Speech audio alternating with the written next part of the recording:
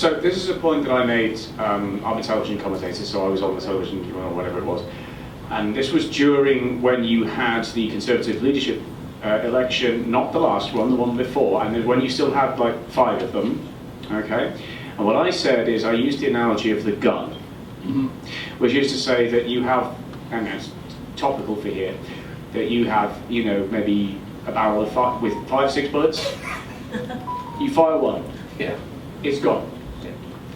You've still got more, but that one is gone. And bearing in mind the principle that, generally speaking, as a leader, you only get one chance. Okay?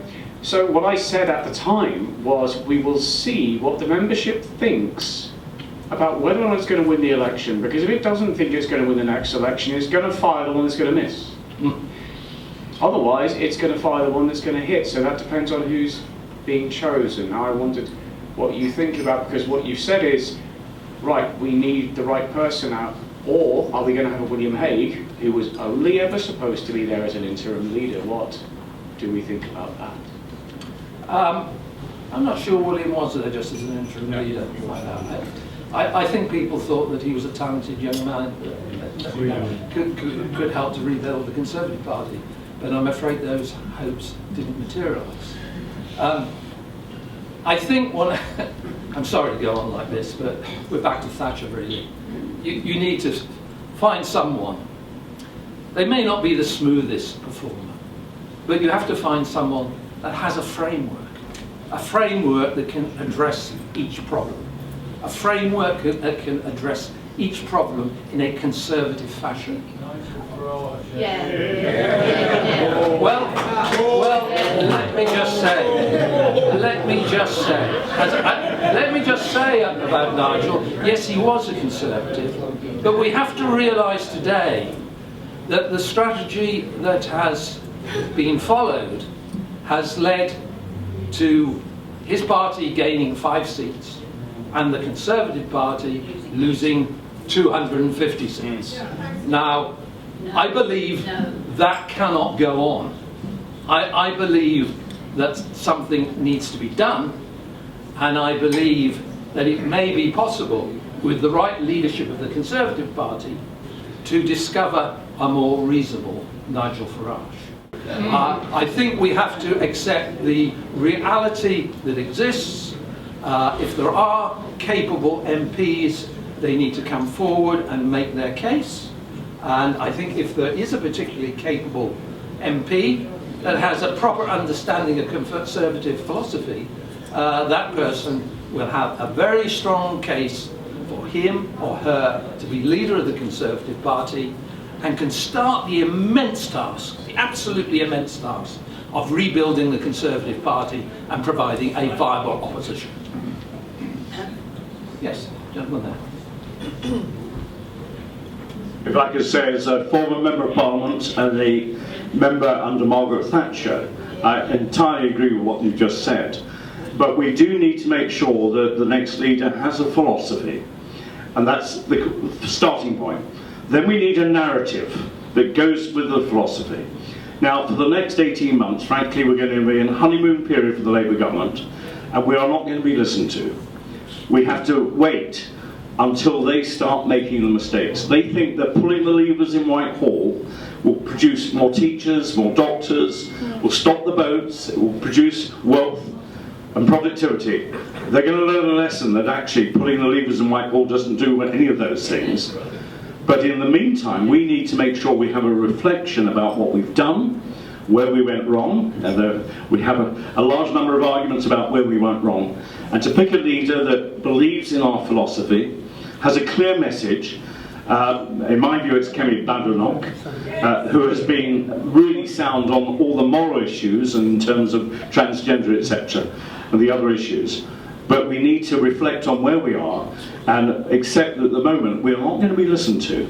But the time will come when we do, and we must have the right message, the right philosophy, and the right narrative that people want to see. And not a manifesto we had in the last election, which was a Gimtrack manifesto made up of ideas thought up on the moment. For instance, Mark Harper saying, we'll stop ULEZ. Well, sorry, Secretary of State, you were in charge when ULEZ was going through and you did nothing. We've really got to have a proper, well thought out programme for the future. Yeah, I think a lot of that is right. We can reflect on where we are, but I think most of us know exactly where we are. And it's not in a very pleasant position. I think when you have crises, and this is certainly the biggest crisis for the Conservative Party in at least 200 years. When you have crises, it's the biggest crisis for the country. And the country, but we're trying to address some of the conservative aspects of this. When you have a crisis, quite often it can bring out the best in people. And if there is anyone from Rishi Sunak's cabinet, or even from the backbenches of the Conservative Party, that recognise the predicament we're in, the neglect that has happened to conservative philosophy and conservative principles, the neglect that has happened to the country, to the party in the country. I don't think it's a massive exercise to actually for that person to come forward and speak from their heart. I think if we have in the Conservative Party, and I don't know whether we do or not, a conviction politician who's been there for a number of years and has reflected on all these problems that I speak of today, this is the opportunity for that person to come forward and make their case. So I think dilly-dallying around with this won't actually significantly make this any better. And putting off, to be seen to put off the opportunity to get real leadership. There's a vacuum in British politics, and Nigel Farage is happy to fill it. Yes, sir. Yes, it appeared to me that Rishi Sunak never was interested in what the electorate actually thought. You're not going to lead the country unless you understand where the country wants to be led. Particularly, I mean, he didn't mention the word housing once in his conference speech last year, whereas Keir Starmer's speech at the subsequent Labour Party conference mentioned all of the top priorities of the country. So yeah, it's not just a matter of being a Conservative, it's a matter of leading the country and recognising where the country needs to go and having optimism about the future rather than simply bashing the opposition. Yeah, I agree with a lot of that, but I think you've got to lead the country from a basic Conservative framework. I think that is very possible, very important, and you have to address problems against that background, because only in that way will you provide coherent leadership. Any attempts to chase headlines, chase issues, I think are doomed to fail. So I do hope of those 120 remaining MPs, there is just one that has the inspiration and foresight to step into the breach. Surely you would agree, perhaps. Surely you would agree, perhaps, that Sir Ian Duncan, the man who has identified the Jewish lobby, has far too much influence. He has a policy, he has the bravery, he's the role model. Surely he's the man for the job. I've known Ian for more years than I care to remember. It must be at least 30 years I've known him. And when in Parliament, I was very close to Ian. But I must say today, in all honesty and frankness, Ian is now over 70, and I do not feel that he is the best person to represent our party and the best person to address a myriad of problems that lie at the heart of British government. I think it's much better that the Conservative Party has the confidence to find a true leader. There may not be a true leader there, We may be approaching the end, but if there is a true leader, please stand up. I think she just wanted to bring anti-Semitic male, not about Ian Duncan. Okay, thank you. I don't think that was her intention. So, True leader, right? The One Nation Tories propose a central ground to be elected. That has taken the party to the left of the Blair administration in so many ways. The problem with a true leader is you may get another One Nation Tory true leader. That will be your destruction. yeah, that's absolutely right. And that, unfortunately, is the danger. Because going back to this A-list system, a lot of these people, the One Nation group, were top of the A-list. So there are a lot of people in Parliament that will never really adopt true conservative policies. And frankly, I believe that the defeat of the Conservative government, the main reason for the defeat of the Conservative government, was that Rishi Sunak made a pledge. And his pledge was to stop the boats. And he failed. He didn't stop the boats. He passed the legislation, but he couldn't stop the boats because the legislation was flawed.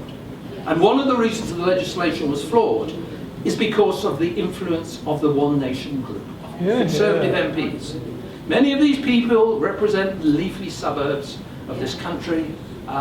They are not people that would want to see any sort of housing, built new housing in their constituency. And it was because, I believe, of the activities of the One Nation group that the legislation that Rishi produced on the boats and trying to stop the boats was deeply flawed, and his legislation would never have stopped the boats.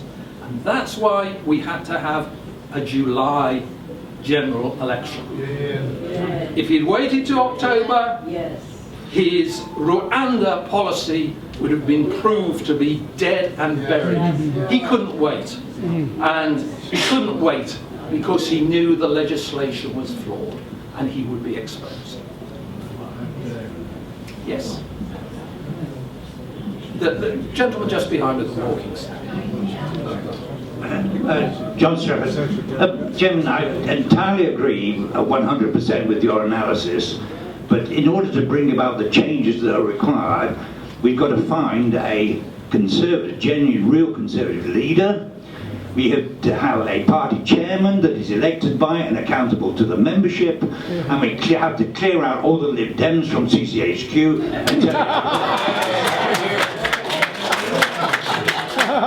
And what I'd like to ask you is, how can we as individual members bring about those changes? Well, I know you've worked on these problems for a very long time. And it is very difficult fighting the Conservative bureaucracy. It's quite a formidable bureaucracy. But somehow we have to convince those MPs that unless they change, they're finished. The Tory party's finished. Pardon? Well, that's very difficult when they've got control. The only way one could get those people to change is to appeal to their own self-interest. Unless the Conservative Party embraces change, they're going to lose their seats. This isn't 120 isn't the bottom. The bottom's much lower.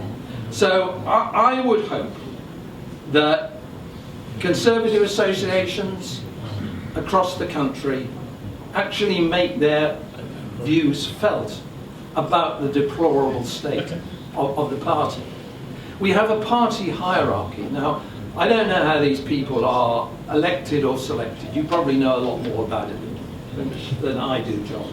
But if one could exercise pressure on these people, pressure so that they realise unless they change the Conservative Party, make it more representative of its members, it's dead, and they have no role for the future. So it is a very considerable job, and we just need to find a way that cuts through the bureaucracy. So, with the red tie. I would say that the latter is most important. But it makes the job a lot easier if we can actually find members of Parliament that share that view. Margaret Thatcher was a person of deep conservative principles. You know, she wasn't the finished article, but she had these core of deep conservative principles. If there's a Conservative MP that does have that core, he's a little below my radar at the moment. I'm not quite seeing who it is. But I would love someone to come forward. Even if their perceived prospects of winning the leadership is small, somebody that actually comes forward and puts forward the Conservative case, backed by Conservative principles, I believe could ignite the Conservative membership in the country.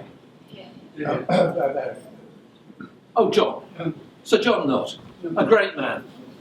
A man from Margaret Thatcher's cabinet, our Defence Secretary from the Falklands War. John, please take the floor. I think the right leader of the Conservative Party will emerge, but it won't happen in the short term. I mean, I've been in opposition twice in Parliament, and I can't imagine why anybody would want to be the leader of the opposition for 5 years. It is the worst job, and I think we'd be very foolish to rush into choosing a leader for 5 years. And I think we have to, if someone like Rishi Sunak would be prepared to stay on for a bit, which I don't think he will do, then I would be in favour of that, because I don't see how you can choose a temporary leader, but we do need somebody to keep the ship afloat. But whoever does that job in the short term will not survive, because the world is changing the whole time. We've got the American elections, the French elections, we've got a Labour government. The country's going to change in the next 2 or 3 years remarkably, and the right leader will emerge as Thatcher emerged. After all, well, let me just follow on that, John, because it's really interesting. What you're saying about Thatcher and the fact that you were in the Thatcher cabinet, and you were also such an important part in what I might call the Conservative Revolution in the 1980s. Thatcher there was a general election, as you remember, in October 1974, and by January, Thatcher was leader of the Conservative Party. But I think it was the 10th of January. So it was about 10 weeks, and we certainly got the right person. Now, it wasn't January. It was much easier for Thatcher because a lot of other people had advanced Conservative philosophy over the years leading up to her becoming Prime Minister. Important amongst those was Enoch Powell. Powellite economics was really just an early version of Thatcherism. And indeed, even Ted Heath embarked on a sort of Thatcherism when we had Selsdon Man, that Selsdon Conference in 1968. We were going to have a much more free market Conservative government. So there was a great advantage in the 1970s that people had been thinking about these issues for many, many years. And for Thatcher to come forward after 10 weeks, because she could enunciate these principles and strike a chord with Conservative MPs, was wonderful. The problem now, of course, is that we've had a very long period when there's been no real developments in Conservative and philosophy or policy that are worthy of the name. It's been an absolutely appalling state of neglect, where people have made decisions on the hoof and just followed their particular prejudices. I'm afraid you might think Rishi Sunak can carry on, but I believe the amount of mistakes he has made and mistaken strategies must mean that he has to leave the stage in very short.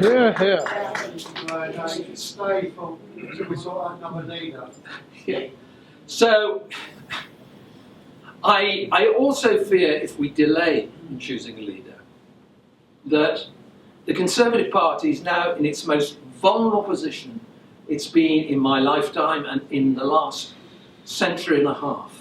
If we delay and do not provide effective opposition and an effective alternative, there's now the Reform Party.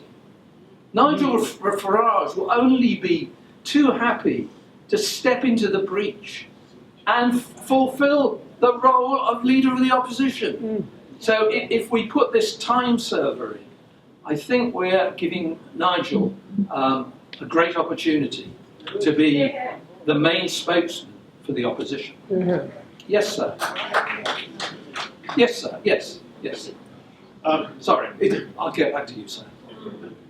This is the first time in my reasonably long life where I've not voted Conservative. I voted Reform. I was but I deliberated over it for many weeks. I even wrote to our MP, Angela Richardson, saying, look, I have a dilemma. I'm conflicted. I said, my heart says vote for Nigel, my head says vote Conservative to try and keep the Starmer out, but I went with my heart. Last Friday I attended a focus group held on behalf of the Conservative Party in Farnham. The first question was, why did we lose the election? Everybody in the room, there were 8 people, said it's very simple, broken promises and moving away from Conservative principles. The next question was, who do you think should be the next leader? And the 8 faces were put up, the usual suspects, you know who they are. And I was the first to answer the question, who would I choose? And I said, Nigel. And there was a big cheer when I was up in the room. So you can't ignore Nigel. I personally think that Conservative to succeed, it might have to build its future around Nigel's principles and not ignore him. I think he's concluded. I'll just very briefly, I will just very briefly comment on Nigel. And I don't think, for instance, there's very much difference between the views that Suella Braverman has on how to control immigration and Nigel's views.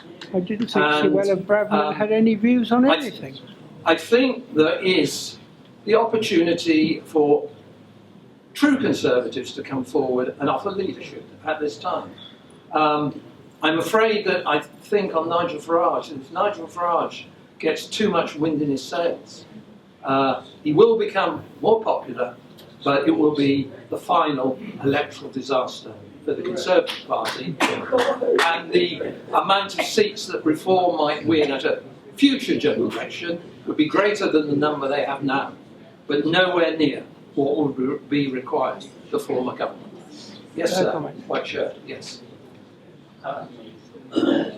Yes. So coming back to the Rwanda scheme, right? That was a right-wing plan to tackle illegal migration, and equally it was scuppered by the internal politics of people like Jenrick and Suella. So my question is, how do we prevent further right-wing infighting and get these kind of, intrinsically individualistic people to work together and advance a common cause? Well, the problem with the Rwanda scheme was that it would have, in due course, fallen foul of the European Convention on Human Rights. That was the whole problem. And Rishi Sunak didn't want to put provisions in the Act to overcome that, or take measures to stop that happening, because, as I said earlier to the question from this gentleman, he didn't believe he could carry the Tory reform group. I believe if he had been a man of true conviction and true leadership, he would have faced those people down, and he would have gone ahead with a proper Rwanda bill that actually countered those threats from external international courts. And even if he had been defeated on the floor of the House by members in his own parliament, I believe that would have provided him with a much firmer base to put his case to the country. And I do not believe we would have then had the disaster for the Conservative Party that we have suffered.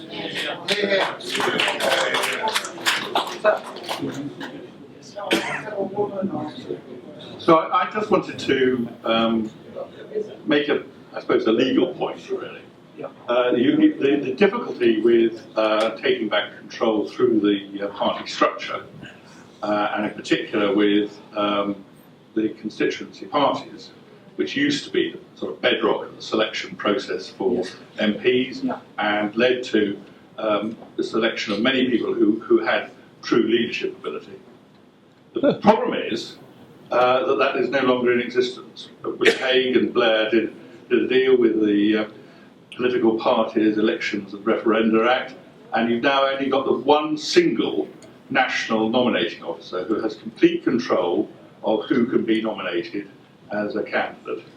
And of course that person is part of the sort of One Nation group that's very much in charge. Yeah, well, we need in that person someone that actually puts the true interests of the Conservative Party first and actually respects the will of constituency associations.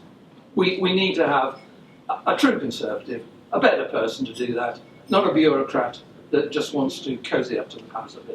Yes, lady there, please. Yeah, Jane Emerson from Bethnal Green and Stepney Conservatives. We're the hardcore. Hardcore's good tonight. I used to work for Nick. Nice to see you, Nick. My question is definitely we need to get back to true Conservative policies. Definitely. That's the only way forward for us. Nigel Farage is not the answer. Nigel Farage is basically interested in Nigel Farage. That's it. Yeah. Now, and we need a good, solid leader. And I think what we need to do is get back to not centralised policy. We need to get back to common policies. Find one, whoever it is.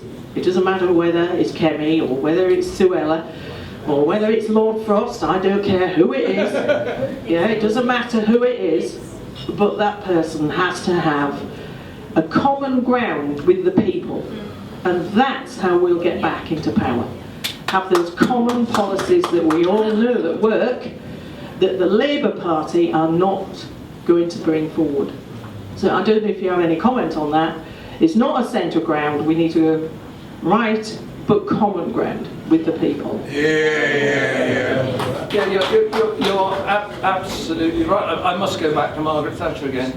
Some people try to portray her as an extremist right wing, but she was actually right in touch with the core people of this country, appealed directly to them. And that's really what leadership is all about.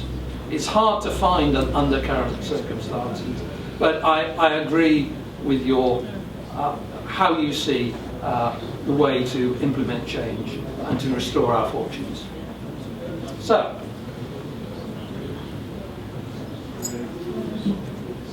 Tim Pope, I was a Conservative, I now support reform. Why? For all the reasons previous speakers have said, the Conservative Party is dead in terms of conservatism. It doesn't matter who you elect as a leader who might voice conservatism, unless you have the underlying MPs right behind him, which you don't, it is never going to be electable the next time round. The salvation of conservatism is, in my view, Nigel Farage. Now, to garner, the number of votes he did is an exceptional position. He is by far the most consummate presenter and politician of the day. And I think the Conservatives, instead of being in denial and hoping all sorts of things are going to change and ducks will get in a row with a divided party, is actually unworkable. And the Conservatives need to get behind Nigel Farage and actually support a movement to conservatism led by reform. What do you think the likelihood of that is? Zero. Well, in that case, look forward to a second Labour term. Well, you can keep banging your head against the wall as long as you like and ignore the damage that's happening to your head. But it really is a very dangerous strategy. I've got a lot of time for Nigel as a campaigner, but we come back to this basic fact. He's got 5 seats. 5 seats. It does matter. If you want to be Prime Minister of this country, somehow or other you have to get a majority of MPs. It's no good just talking to yourself and your followers and getting cheers from your followers. You actually have to have a strategy for getting power and heading the government in this country. Now, I've got plenty of criticisms of the Conservative Party. The Conservative Party has never treated me very well personally, but I do believe that we still have to follow that route of trying to find a Conservative leader who can, and I believe there are people on the Conservative benches that are capable of providing true Conservative leadership. It's a question of whether we can get the fellow travellers who sit beside them to realise where salvation really lies. That's right. Yes, I'll take just one more question. Yes, the lady there. Shh. Hello. Do we care more that a broken Conservative Party improves and gets more votes, or do we care that Nigel Farage leads something that we actually believe in?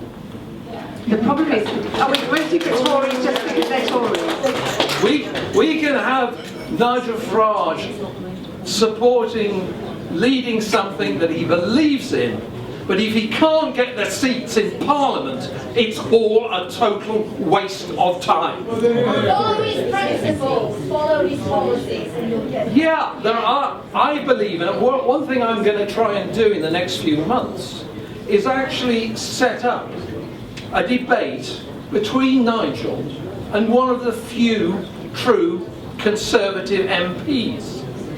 And I think when we have that debate, we will see that there is very little difference between Nigel and yeah, it'd be great to merge them, but I'm a realist. I know there are quite a few people sitting on those Conservative benches that wrongly hate Nigel Farage. So attempting a merger is not, at this particular point, realistic politics. Madam, this will be the final question. Chairman, Caroline Strafford from Beaconsfield. My answer to this is the role of the constituency chairman. They have got to be allowed to choose their own candidates. It is no good central office giving them 3 people on the day of the selection meeting about which they know nothing. And may I suggest that is why perhaps we haven't got all the best candidates that we should have. We need true Conservatives, and the constituency chairman have got to stand up for their role. Well, I've now answered quite a lot of questions, and I agree exactly what you said, and I tried to convey that view in the remarks I have made earlier. But I think I've now reached the point where we should move forward and continue. Thank you.